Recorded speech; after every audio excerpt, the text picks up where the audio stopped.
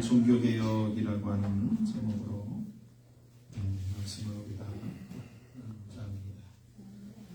오늘은 505번째 맞이하는 종교개혁주의입니다.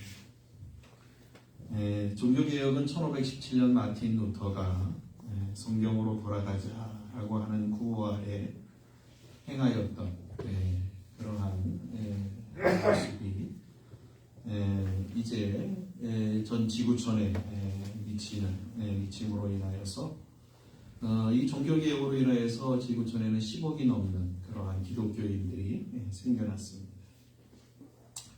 시간이 좀 지나다 보니까 성경, 즉 하나님이 아닌 자신이 중심이 되는 기독교가 되지 않았나 이렇게 생각해 보게 되어집니다. 그렇죠? 종교개혁은 성경으로 돌아가자라고 하는 구호 아래 끊임없이 성경으로 돌아가기를 몸부림쳤었는데 지금 500년이 지난 이 시간에 우리의 자신들을 돌아보면 참 우리가 성경대로 살고 있는가? 하나님 중심으로 살고 있는가라고 자문자답할 때 참 부끄러운 모습을 참 우리가 감추지 못하는 그러한 상황에 와 있다 이렇게 생각해 봅니다. 한국 기독교 100년사라고 하는 책에 있는 한 이야기를 들려드리겠습니다. 우리나라의 복음이 처음 전해졌을 때 영수를 지내신 분입니다. 지금으로 말하면 이제 장로님이라고 말씀드릴 수 있는데 이 영수를 지내신 분이 원래는 양반집 머슴이었습니다. 우리 초기 기독교회 때는 이제 이러한 오해가 있었죠. 평등 사상을 주장하다 보니까 그렇죠. 그러니까 기독교를 제일 먼저 접한 사람들이 보통 천민 계층이나 상민 계층, 그렇죠? 이러한 계층들이 많이 기독교를 접하고 복음을 듣고 교회를 나가기 시작했습니다. 그러나 반대로 양반들은 뭔가 이게 무슨 체제를 접목하려고 하는 것 아닌가라고 하는 것들 때문에 이 초기 기독교 때는 이 양반들은 기독교를 거의 받아들이지 않았다고 합니다. 그런데 이 장로님이 예수님을 믿고 나서 너무 좋은 거예요. 그래서 자기 집 주인인 이 양반에게 기회를 보아서 복음을 전하려고 매우 안간힘을 썼습니다. 그러던 중 자신의 주인과 아주 먼 길을 가게 되었습니다. 이런저런 이야기를 주고받으면서 기회를 보아 주인에게 예수에 대하여서 넌지시 말을 꺼냈습니다. 예수의 이야기를 듣자마자 이 양반이 자기의 종에게 이렇게 이야기를 했습니다. 야 이놈아, 네가 예수를 믿으면 양반이 된다던 라고 말입니다. 그 이야기를 들은 이 영수를 지내셨던 이 장로님이 이렇게 답변하였다고 합니다. 주인님, 제가 예수를 믿은 것은 활자를 고치기 위해서가 아닙니다. 제게 주어진 삶을 바르게 살기 위해서 지금 하고 있는 일들을 더 열심히 하기 위해서입니다. 라고 답하였다고 합니다. 그 말을 들은 이 양반 주인이 거꾸로 예수를 믿게 되었다라고 하는 이야기가 전해지고 있습니다. 사실 우리나라에 처음 기독교가 전해졌을 때에는 기독교는 사람을 바꾸는 종교였습니다. 사람을 바꾸는 종교였습니다. 그런데 언제부터인지 정확하게는 잘 모르겠습니다만 기독교가 환경을 바꾸는 종교로 바뀌어버리고 말았습니다. 예수를 믿으면 잘 먹고 잘 삽니다. 뭔가 우리의 환경이 변화되어집니다. 라고 하는 것에 초점이 맞추어지게 됐다라고 하는 거죠. 그래서 교회를 찾는 사람들이 가장 선호하고 주목하고 가장 목표로 하고 있는 것이 뭐냐면 잘 먹고 잘 살기 위해서. 물론 교회를 나오면 여러분 기억하시겠죠. 물론 교회를 나오면 팔자 고치는 것 맞습니다. 여러분, 교회 예수를 믿으면 팔자가 펴집니다. 팔자 고쳐지는 거예요. 왜요? 여러분, 예수 믿으면요, 죄와 죽음의 문제가 해결되어져서 지옥 갈 사람이 천국 가기 때문에 팔자 고친 것은 분명한 일이다. 네? 여러분, 예수 믿음으로 인하여서 여러분, 우리는 예수 안 믿었으면 지옥 갔을 거예요. 근데 우리가 예수 믿음으로 인하여서 우리는 절대 지옥 못 가요. 우리는 어디 가요? 천국 갈 수밖에 없어요. 팔자 고친 거죠. 팔자 고친.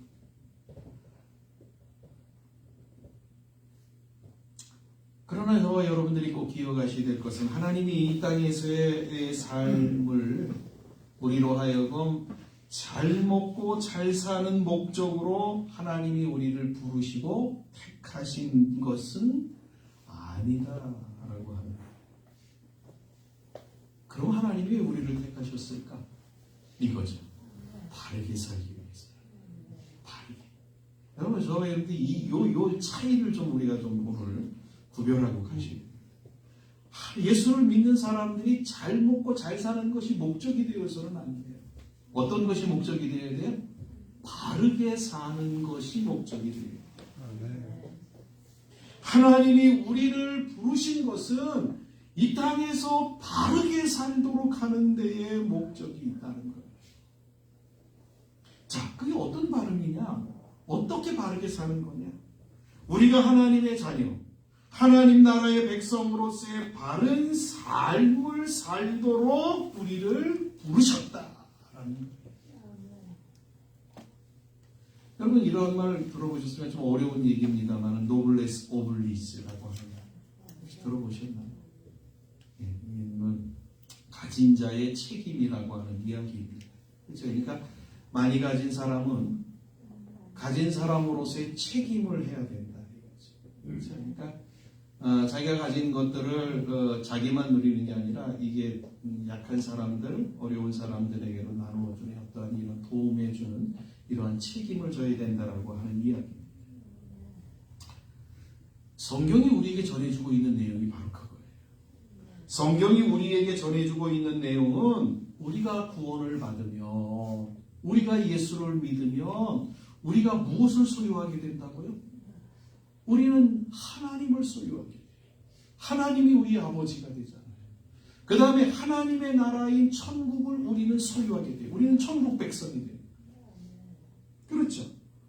그러니까 예수 믿는다라고 하는 것은 어디에서부터 시작되어지는 거냐면 우리는 하나님 아버지를 우리는 모시는 것에서부터 시작되어지고 천국을 소유하는 것에서부터 시작되어지는 거예요. 이것은 뭐냐면은 하나님의 자녀들은 하나님의 백성들은 어떠한 자라고 성경이 이야기하고 있는 거냐면 가진 자라고 이야기하고 있는 거예요. 가진 자이기에 그래서 책임을 다하는 삶을 살아가라 라고 하는 것이 성경이 우리에게 일러주고 있는 가르침이다라고 합니다. 근데 우리는 어때요? 우리는 하나님을 가졌다라고 하면서도 우리는 그렇죠? 하나님이 마치 세상보다 못한 분으로 여기고 살아요. 우리는 하나님의 나라 천국을 가졌다고 하면서도 마치 돈 몇 푼에 그 천국을 팔아버리는 이러한 삶을 우리는 살아가고 있다. 그렇죠? 그러니까 우리는 어때요? 하나님을 갖고 우리는 천국을 가졌으면서도 세상 사람들이 가지지 못하는 가장 큰 것들을, 가장 위대한 것들을 가지고 누리고 있으면서도 마치 가지지 못한 사람처럼 살아가는 거예요. 그러니까 어때요? 가난해요. 나누어 줄 것이 없어요. 네. 그러니까 세상 앞에서 아부하게 되고 세상 사람들 앞에 구걸하게 되고 세상 앞에 무릎 꿇게 되고 이러한 현상들이 벌어지게 돼요. 그러니까 바른 삶은 전혀 추구해보지 못하고 계속해서 어떻게 해요? 끊임없이 잘 먹고 잘 사는 세상 사람들이 추구하는 것과 같은 것들만 추구하는 목적으로 살아가고 있다. 사람들은 자신들의 환경이 바뀌기만을 추구하고 자신들의 목적이 이루어지기만을 추구하는 이상한 신앙을 만들어 버리고 말았습니다. 교회가 종교개혁주의를 지키는 것은 우리의 이러한 모습들, 그렇죠? 교회는요, 어쩔 수 없습니다. 사람 사는 세상은 어쩔 수 없어. 시간이 가면 어때요? 변질되게 되어 있어요. 네. 시간이 가면 잘못된 길로 가게 되어 있어요. 누구든지 그래요. 신앙인들도 다 똑같아요. 누구든지 그래요. 사람은 살아가다 보면 어떻게 해요? 계속해서 정확한 이 바른 길을 계속 따라가는 게 아니라 변질되게 됩니다. 그래서 이 교회가 종교개혁주의를 지키는 거예요.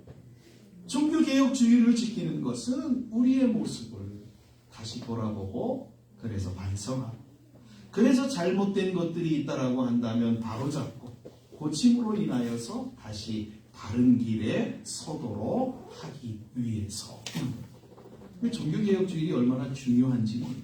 그렇죠? 그러니까 저희들이 한 해 동안에 우리가 정말 신앙생활을 하면서 우리가 살아왔던 모든 것들을 이 종교개혁주의를 다시 한번 우리가 한번 돌아보면서 내가 정말 한 해 동안에 정말 하나님 앞에서 정말 하나님과의 바른 관계로 살았는가, 말씀 앞에 내가 부끄럽지 아니한 삶을 살았는가 라는 것들을 내가 한번 돌아보고 정말 정리하는 그러한 시간이 우리가 이 종교개혁주일이 되어져야 될 줄 믿습니다.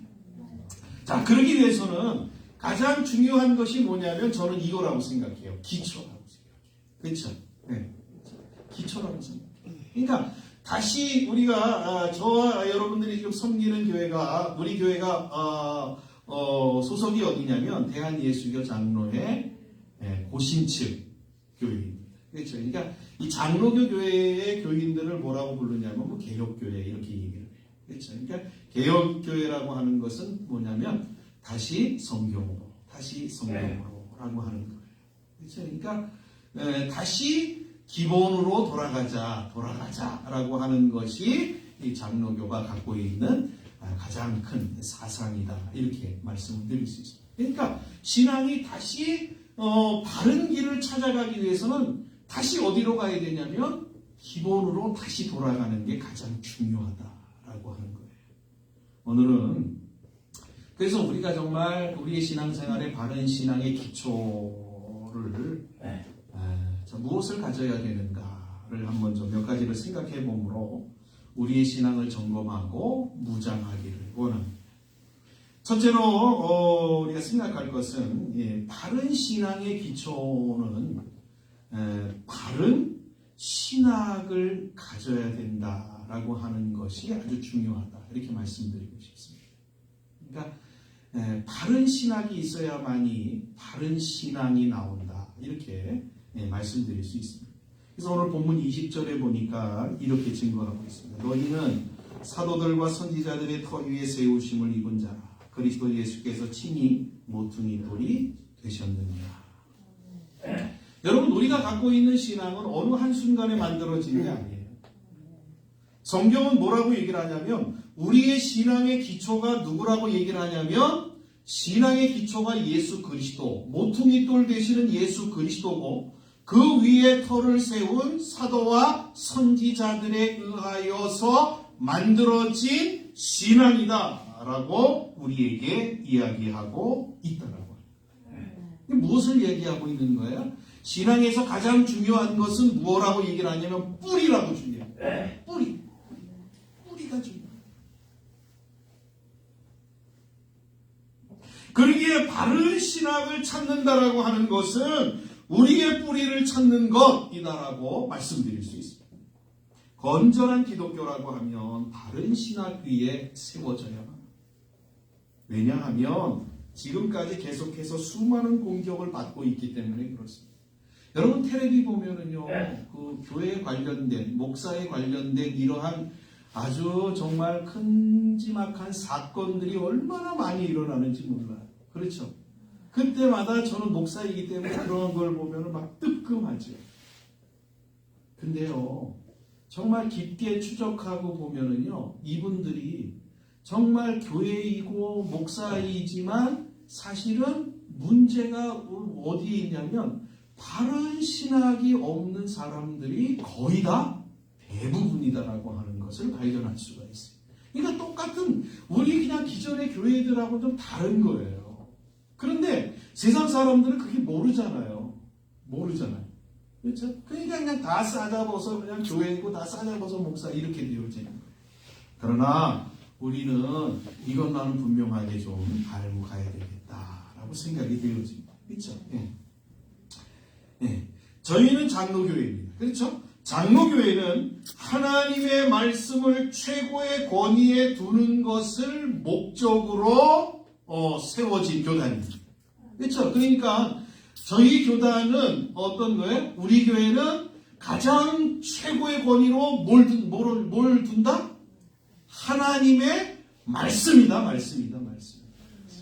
여러분 이걸 꼭 기억하셨으면 좋겠어요. 그렇죠? 신학이라고 하는 것은 어려운 게 아니라 하나님의 말씀을 사람들이 이해할 수 있도록 체계적으로 만들어낸 게 신학이에요. 그러니까 신학이라고 하는 것은 어려운 게 아니고요. 정말 우리로 하여금 하나님의 말씀을 더 잘 이해하고 쉽게 접할 수 있도록 학문적으로 만들어낸 것들이다 라고 이해를 하시면 될 것 같아요. 그렇죠? 그런데 이렇게 말씀의 교회가 권위를 성경에 두어야 되는데 시대마다 이상하게 계속해서 이러한 권위에 도전하는 일들이 일어났습니다. 이걸 가리켜 이제 보통 우리는 이단들이라고 이야기를 하지 않습니다. 지금도 이단들이 너무나도 판을 치고 있어요. 그렇죠? 가장 대표적인 여러분 신천지 같은 경우 여러분 이제 제가 또 지금 금방 이제 얘기를 하겠습니다만은 신천지의 가장 중요한 내용이 뭐냐면 사도신경을 안 해요. 그렇죠? 사도신경을 하지 않습니다.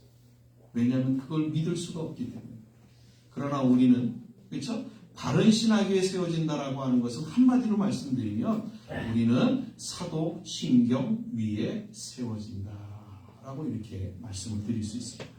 자, 그래서 우리가 알아야 될 이 내용 5가지만 제가 말씀을 드릴게요. 자, 첫째는 예수님이 동정녀에서 탄생하셨다라고 하는 사실을 우리는 믿는다라고 합니다.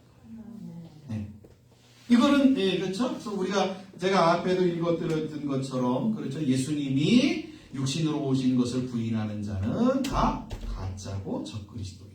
이 성경은 우리에게 분명하게 이야기하고 있습니다. 성경은 분명하게 처녀인 마리아를 통해서 예수님이 탄생하셨다라고 하는 것을 증거하고 있지만 성경을 비판하는 사람들은 그걸 안 믿어요. 그래서 어떠한 성경학자들은 이렇게 얘기해요. 이사야서 7장 14절에 보면 처녀가 아들을 낳으리니라고 하는데 이 처녀라고 하는 단어를 히브리 말로 알마라고 그러는데 알마를 뭐라고 번역을 하냐면 젊은 여자 이렇게 표현을 하는 거예요. 그래서 동정녀라고 하는 처녀라고 하는 말을 다 부인하는 이러한 일들이 성경을 왜곡하는 사람들에 의하여서 만들어지고 있다는 거예요. 그러나 정통적인 교회들은 예수님은 누구를 통해서? 동정녀를 통해서 출생하였다라고 하는 사실을 믿는다는 거예요. 두 번째로는 예수님의 죽으심은 속죄의 죽으심이다라고 하는 사실을 우리는 믿는다는 거예요. 그렇죠? 우리는 예수님의 죽음은 나의 죄를 위한 죽음입니다. 예수님의 십자가 죽음으로 인하여서 죄와 사망의 그늘에 있던 자가 자유함을 얻게 되었다라고 우리는 고백합니다. 그렇죠? 그렇죠? 우리는 그래서 예수님이 나를 위하여 십자가에 죽으셨다 이렇게 우리는 믿고 고백하지 않습니다. 그런데 이것을 부인하는 사람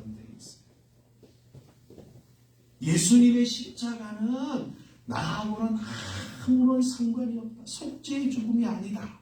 이렇게 주장합니다. 근데 우리는 이러한 주장을 하는 사람들은 잘못된 사람들이다. 이해를 하시면 될 것 같아요. 이제는 아셨죠? 세 번째로는 예수님의 육체의 부활입니다. 예수님은 육체를 입고 부활하셨어요. 아셨죠? 네. 성경을 부인하는 자들이 가장 많이 걸고 넘어지는 것이 뭐냐면 예수님의 부활입니다. 그들은 예수님의 부활은 꾸며낸 이야기고 거짓이라고 주장을 합니다. 그러나 여러분, 예수님의 부활은 사실입니다. 그래서 토레이 박사는 이렇게 이야기를 하고 있어요. 예수님께서 죽은 자 가운데서 육체 부활하셨다라고 하는 사실은 기독교 교리의 모퉁이돌이다. 이렇게 말해요. 요한복음 11장 25절 잘 아시잖아요. 우리에게 분명하게 예수님이 뭐라고 말씀하시냐면 내가 곧 부활이고 생명이다. 이를 믿는 자는 영원히 죽지 않고 살 것이다. 라고 예수님이 말씀하고 있다는 거예요. 그렇죠. 그러니까 정통교회는 예수님의 부활입니다. 그러나 잘못된 교리를 가진 사람들은 예수님의 육체의 부활을 믿지 않는다.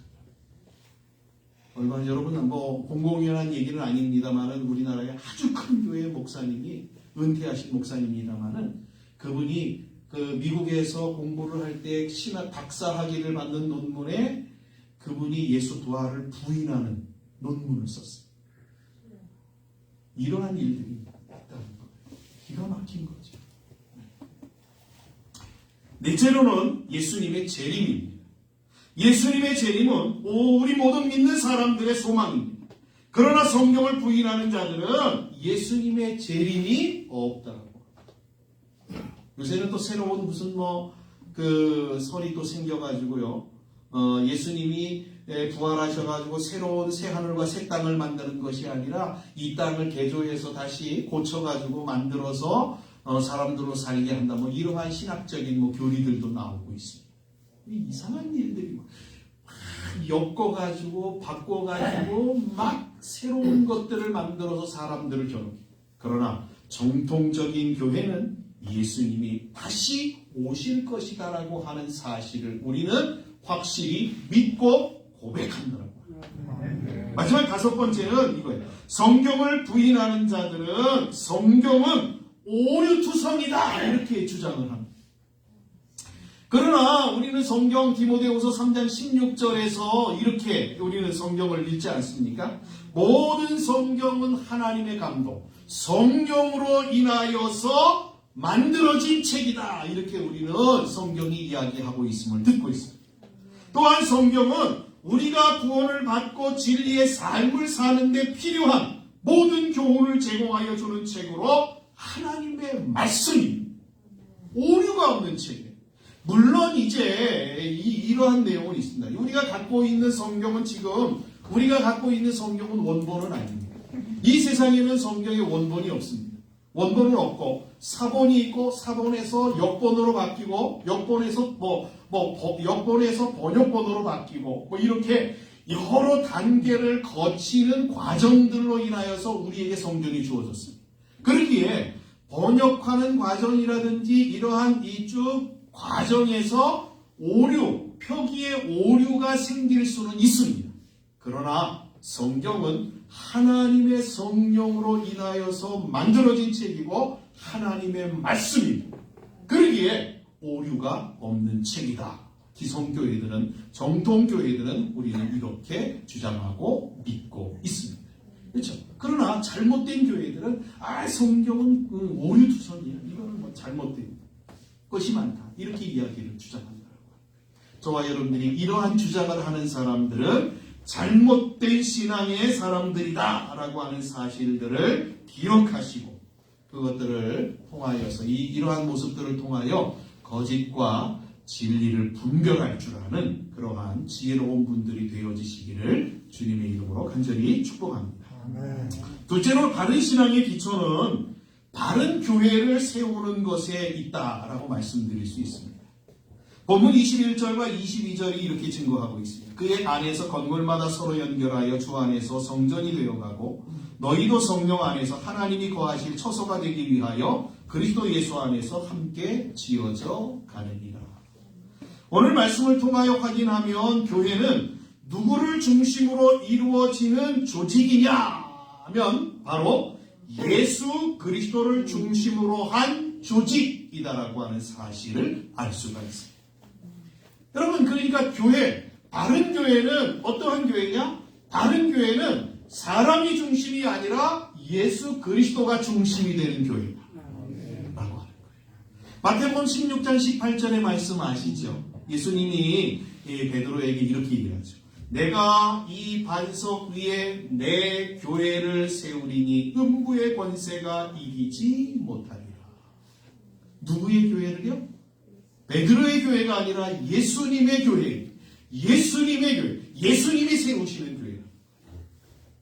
교회의 주인이 누구인가가 왜 중요하냐면 교회의 주인이 예수님이면 이 베드로에게 하신 말씀처럼 예수님이면 어떠한 일이 벌어지냐면 음부의 권세가 이기지 못하는 거예요. 음부의 권세가 절대로 이기지 못하게 된다고.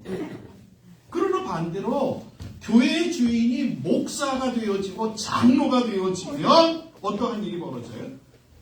목사가 되어지고 장로가 되어지면 음부의 권세 앞에 무릎을 꿇게 되어진다라고 하는 것이 예수님의 말씀이라는 거예요. 그런데 오늘의 교회를 보면 너무 많은 교회들이 인본주의, 또 물량주의, 그리고 교권주의에 빠져서 예수님의 가르침이 무색할 정도로 되어버리고 말았습니다. 이러한 통계가 있다라고 해요. 여러분, 참 안타까운 통계인데 어떤 통계냐면 지난 기독교 2000년 역사 속에서 교회들이 계속해서 이 쇠락해가는 이러한 모습들을 우리가 확인하게 되지 않습니까? 어떠한 통계냐면 큰 교회 목사님들 중에 유종의 미를 잘 거두신 분이 4명 중에 1명꼴이에요. 기가 막힌 거죠. 그러니까 4명 중에 3명은 유종의 미를 제대로 거두지 못해요. 왜요? 왜요? 문제가 어디에 있어요? 자기가 주인이 되어지기. 그래서 어떤 분들은 한국 기독교를 가리켜서 기독교 목사님들은 예전에 중세시대에 교황보다도 옛날에 황제보다도 더 어떻게 해요? 대접을 잘 받는다. 더 권한이 많다네. 권력이 많다는 거예요. 이렇게 이야기하시는 거예요.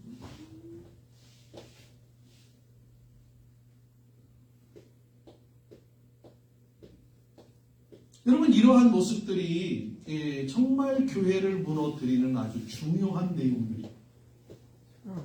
바른 교회는 사람 중심이 아니라 예수님이 중심이 된 교회예요. 그래서 사람 생각대로가 아니라 하나님의 말씀대로 움직여지는 교회가 바른 교회예요. 우리 교회를 그런 교회로 만들어야 됩니다. 하나님 앞에서 작고 큰 교회는 없습니다. 하나님 앞에서는 어떠한 교회만 있는 줄 아세요? 바른 교회냐, 그른 교회냐, 이것만 있는 거예요. 우리 장로교회는 장로정치, 즉 모든 성도가 교회의 주인의식을 갖는 정치를 펼치고 있습니다. 그렇죠? 장로교회는 여러분 누가 교회의 주인이라고 얘기를 하냐면 물론 예수님이 교회의 주인이지만 교회의 주인의식을 갖는 사람들이 모든 성도들이 교회의 주인의식을 갖는 거예요. 그래서 장로정치를 펼치는 거예요. 목사 중심의 정치가 아니고요. 감독 정치가 아니고요. 네. 저와 여러분들이 이 사실을 기억하시고 우리 성도님들이 주인의식을 갖고 교회가 바르게 예수 중심에 서도록 저와 여러분들이 하실 일이 있어요. 무슨 일이요? 감시자의 역할을 저와 여러분들이 하십니다. 목사만 이 교회를 어떤 분 우리 교회 안에서도 그런 분이 혹시 계셨었어요. 목사님이 교회 주인이잖아요. 목사님 마음대로 알아서 하시잖아요. 제가 여기 교회 주인 아니에요. 아셨죠?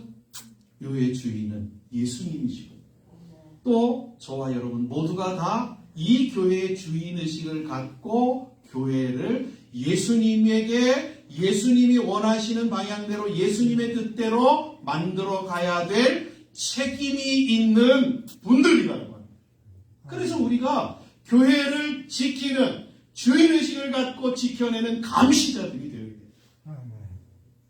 여러분들에게 이러한 분들이 되어지시기를 주님의 이름으로 간절히 축복합니다. 셋째로 바른 신앙에는 바른 삶이 있어야 된다. 이렇게 말씀드리고 싶습니다. 본문 21절과 22절에 이렇게 증거하죠. 그의 안에서 건물마다 서로 연결하여 주 안에서 성전이 되어가고 너희도 성령 안에서 하나님이 거하실 처소가 되기 위하여 그리스도 예수 안에서 함께 지어져 가느니라. 성경이 언급하는 교회는 보이는 교회가 아니라 보이지 않는 교회가 훨씬 더 언급이 많습니다. 그렇죠? 이 보이지 않는 교회는 누구를 가리키냐면 성도들을 가리켜요. 오늘 본문 말씀을 통해서 보여주는 성도의 바른 삶이 있는데 두 가지로 말씀드리고 싶어요. 첫째는 예수님께 붙어 있는 삶이 성도의 바른 삶이다. 이렇게 말씀드릴 수 있습니다. 예수님께 붙어 있어야만이 성장할 수 있기 때문에 그렇습니다. 여러분, 오늘 성경에 보니까 뭐라고 얘기를 하냐면 이거죠. 건물마다 서로 연결해야 된다. 그렇죠? 그리스도 예수와 함께 지어져 간다. 이렇게 이야기를 하고 있습니다. 그렇죠? 그러니까 우리의 신앙이 바른 신앙이 되어지고 온전한 신앙이 되어지기 위해서는 누구에게 붙어 있어야 되냐면 예수님에게 붙어 있어요. 혼자의 힘으로는 자신의 바른 신앙의 삶을 살아갈 수 없습니다.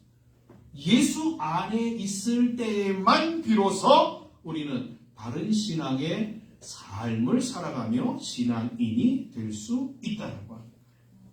이것은 이렇게 이야기할 수도 있어요. 예수님과 함께 바른 신앙을 만들어가는 거잖아요. 그러면 예수님이 하실 일은 예수님이 알아서 하실 거예요. 알아서 하실 거예요. 우리를 위해서 예수님이 하실 일들은 예수님이 알아서 하실 거예요. 그러면 우리가 할 일은 우리가 해야 되잖아요. 해야 되잖아요.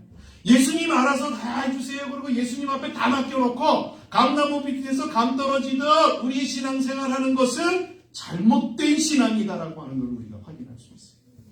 우리가 할 일은 나의 주어진 삶에서 예수님을 나타내는 거예요. 주석가 바클레이는 로마서 주석에서 이렇게 이야기를 하고 있습니다. 진정한 예배는 하나님께 정교한 기도를 드리는 것이 아니고 장엄한 의식을 드리는 것도 아니고 진정한 예배는 하나님께 날마다 경건된 삶을 드리는 것이다. 이렇게 말했습니다. 하나님 앞에 진정한 예배는 주일날 교회 와서 이렇게 막 거룩하게 예배를 드리는 거 그거 아니라고 바클레이가 얘기해요. 하나님 앞에 정말 열심으로 눈물을 쏟아가며 기도하는 거 그거 아니라고 얘기해요. 뭐가 진정한 예배라고요? 우리가 우리의 주어진 삶에서 하나님 앞에 바르게 살아가려고 하는 말씀 가운데 살아가려고 하는 그 삶이 진정한 예배이다. 이렇게 우리에게 이야기해 주고 있다고 합니다. 하나님이 원하시는 게 바로 이거죠. 우리의 삶을 통해서 바른 예배, 진정한 예배를 받으시기를 하나님이 기뻐하신다.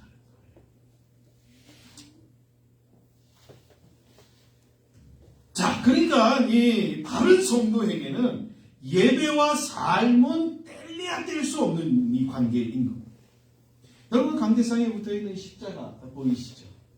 딱 제일 먼저 들어오면 십자가가 보이는데 원래 이 장로교회는 십자가를 이제 안 걸게 되어 있습니다만은 저희 교회는 이 십자가를 걸었습니다. 이 십자가를 여러분 보시면 어떠한 생각이 듭니까? 이 십자가가 어떠한 의미가 있을까요? 저는 오늘 말씀을 준비하면서 이런 생각을 했어요. 십자가라고 하는 것은 이거죠. 우리가 하나님과의 바른 관계를 갖는 것 아울러. 그렇죠? 십자가는 뭐예요? 위상하는 하나님과의 바른 관계를 이야기해 줘요. 그 다음에 좌우는 뭐예요? 사람과 사람과의 바른 관계를 이야기해 줘요. 그러니까 십자가가 우리에게 보여주고 있는 내용은 뭐예요? 예수님이 그것을 이루셨고 우리에게 보여주는 이 교훈이 뭐냐면 하나님과 바른 관계로 사람과 사람과의 바른 관계로 사는 것, 그게 십자가의 삶을 살아가는 것이다. 우리에게 증거해 주고 다시 한번 꼭 기억하셨으면 좋겠어요. 그렇죠? 그러니까 우리가 하나님과 바른 관계만 갖고 살면 안 돼요. 그런 사람들을 가리켜 우리는 뭐라고 부르냐면 종교인이라고 불러요. 종교인. 여러분, 기독교인들은 종교인이 되시면 안 돼요. 하나님과만 바른 관계를 갖고 사시면 안 돼요. 하나님과 바른 관계를 가지면 자연스럽게 그것은 사람에게 바른 관계로 나타나게 돼 있어요. 이해가 되시죠? 그렇죠? 그러니까 내가 하나님 앞에 바르게 하는데 사람에게 바르게 나타나지 아니하면 성경은 그걸 뭐라고 얘기하면 고르반이라고 얘기해요. 잘못된 것이다 이렇게 얘기를 하는 거예요. 그러니까 우리의 신앙을 어떻게 해서 다시 확인하게 되냐면 역추적으로 하는 거예요. 내가 사람에게 바르게 하나님처럼 행하는가라고 하는 것들을 통해서 이것이 하나님과의 바른 관계에 내가 있는가 없는가를 확인하게 되어진다는 거예요. 하나님이 우리를 부르신 것은 종교인이 되라고 하는 것이 아니라 신앙인, 즉 우리의 주어진 삶에서 예수님을 보여내는 삶을 사는 신앙인으로 부르셨다라고 하는 것을 저와 여러분들 기억하시죠. 자, 이렇게 하나님이 우리를 신앙인으로 부르셨다라고 하는 것, 그래서 우리의 삶에서 하나님을 드러내야 되는 삶을 살아가야 된다라고 하는 것을 우리가 이해한다라고 한다면 저와 여러분의 기도가 달라지게 돼요. 우리의 수고가 달라지게 돼요. 무슨 우리가 환경이 바뀌고 하나님 앞에 무슨 무언가를 얻어내기 위한 기도와 수고가 되어지지 않는 거죠. 그렇죠? 나의 자신을 살펴보고 그래서 다른 삶을 추구하도록 하기 위한 기도와 모습으로 변모하게 되었습니다. 둘째로 성도는 하나님의 거하실 처소가 되어야 된다. 이렇게 성경이 이야기하고 있습니다. 하나님의 처소가 되어진다라고 하는 것은 우리의 모습이 하나님을 닮는다라고 하는 의미가 담겨져 있습니다.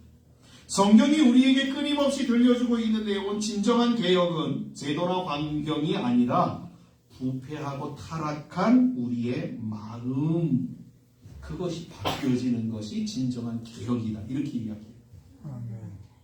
여러분 꼭 기억하십시오. 우리의 환경을 하나님이 바꾸어 주시면 여러분 우리가 거룩한 사람이 될 것 같죠? 나 하나님 예수님 잘 믿을 것 같죠? 교회 잘 다닐 것 같죠? 한번 생각해 보십시오. 하나님이 우리의 환경을 바꾸어 주면 우리가 원하는 대로 환경을 바꾸어 주면 우리가 교회 잘 다닐 것 같죠? 예수 잘 믿을 것 같죠? 천만의 말씀입니다. 그렇지 않습니다.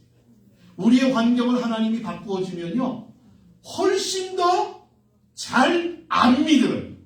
훨씬 더 예수님을 안 믿어요. 그러한 결과들이 나타나요.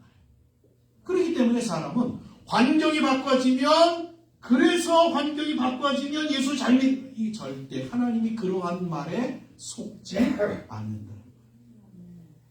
무엇이 바뀌어져야 돼요? 타락한 우리의 본성적인 이 마음이 바꾸어져야만이 제대로 된 바른 삶을 살아갈 수 있다는 거예요. 왜냐하면 세상의 타락은 인간의 부패하고 타락한 마음에서 시작하기 때문에 그렇습니다. 하나님은 우리 안에 천국을 만드시기 위해서 우리를 부르셨습니다. 그리고 우리를 통하여 우리가 살고 있는 이 땅에 천국을 만들기 위하여 우리를 보내셨습니다. 이러한 사명을 감당하기 위해서 제일 먼저 해야 할 일이 바로 우리의 마음이 바뀌는 거예요. 분명한 것은 우리의 마음은 환경이 바뀐다고 해서 바뀌어지지 않는 거예요. 우리의 마음은 하나님이 새로운 마음으로 바꾸어 주셔야만 바뀌어지는 거예요. 아셨죠? 우리가 몸부림쳐서 우리의 마음이 바꾸어지지 않아요. 하나님이 우리의 마음을 바꾸어 주셔야만 바꾸어져요. 사무엘상 10장 9절에 보니까 이렇게 증거하죠. 그가 사무엘에게서 떠나려고 몸을 돌이킬 때 하나님이 새 마음을 주셨고, 에스겔서 11장 19절과 20절에 보니까 내가 그들에게 한 마음을 주고 그 속에 새 영을 주며 그 몸에서 돌 같은 마음을 제거하고 살처럼 부드러운 마음을 주어 내 율례를 따르며 내 규례를 지켜 행하게 하리니 그들은 내 백성이 되고 나는 그들의 하나님이 되리라. 하나님이 새 마음을 주셔야만이 비로소 새 사람이 되어지는 거예요.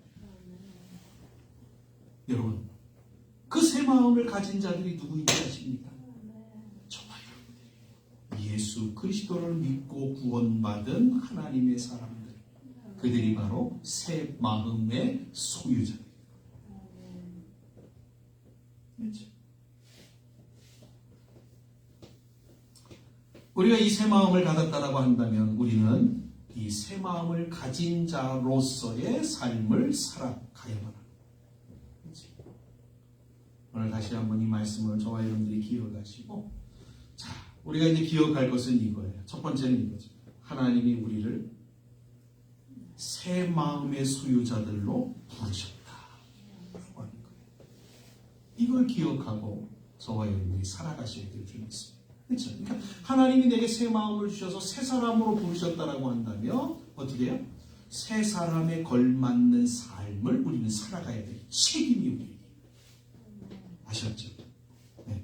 저와 여러분들이 이 책임을 다 이게 바르게 사는 삶.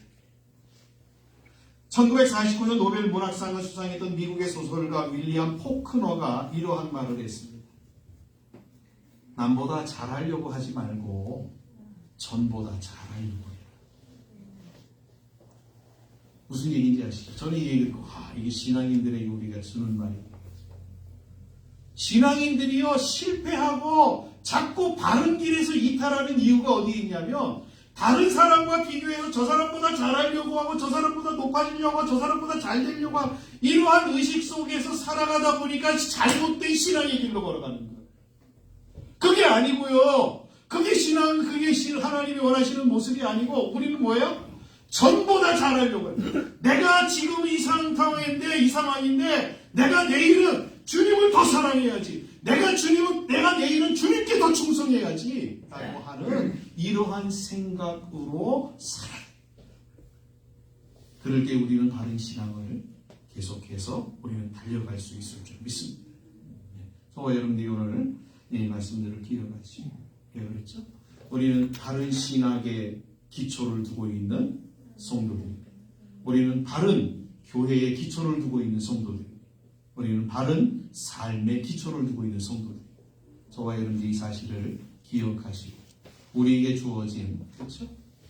바른 새 사람으로서의 삶을 저와 여러분들이 남은 생애 동안에 우리의 주어진 삶에서 살아냄으로 인하여서 정말 하나님의 말씀대로 돌아가는 말씀이 말씀되게 하는 이러한 일들이 우리의 삶을 통하여 증거되어지는 아름다운 역사들이 펼쳐지기를 주님의 이름으로 간절히 축복합니다. 기도하겠습니다. 사랑하는 하나님 아버지